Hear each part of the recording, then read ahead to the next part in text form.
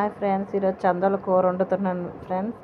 చేపలు కాస్త ఆయిల్లో బాండీ పెట్టి అందులో ఆయిల్ వేసుకొని అందులో టమాటాలు, వెల్లుల్లి, జీలకర్ర, ధనియాలు, నెక్స్ట్ టమాటాలు, అల్లం, వెల్లుల్లి అన్నీ వేసి బాగా ఆయిల్లో మగ్గనివ్వాలండి.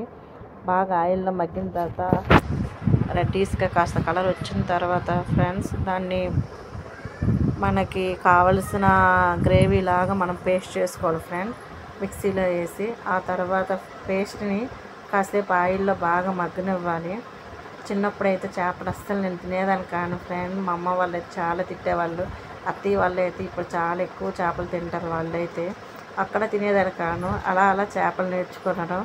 చిన్నప్పుడు తినని వాళ్ళు పెద్ద అయ్యాక మ్యారేజ్ అయిన తర్వాత ఎంతమంది చేపలు తింటున్నారో ఒకసారి కామెంట్ పెట్టండి ఫ్రెండ్స్.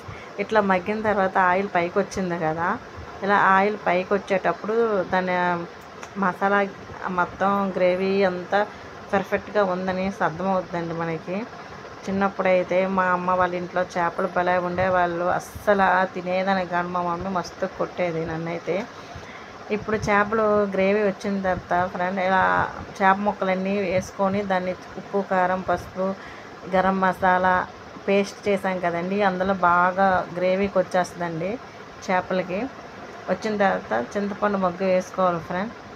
వేసుకున్న తర్వాత బాగా మగ్గనివ్వాలి.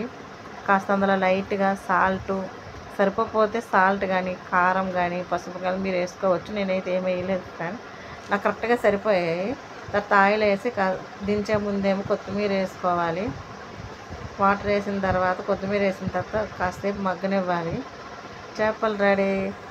చందోల చేపల కర్రీ అండి, చాలా బాగుంటుంది. లైక్ చేయండి, షేర్ చేయండి, సబ్స్క్రిప్షన్ చేసుకోండి. ఓకే ఫ్రెండ్, నా చేపలు ఒకసారి టేస్ట్ ఎలా ఉన్నాయో ఒకసారి ట్రై చేయండి. లైక్ మాత్రం మర్చిపోవద్దు, ఇవ్వండి ప్లీజ్. Bye bye.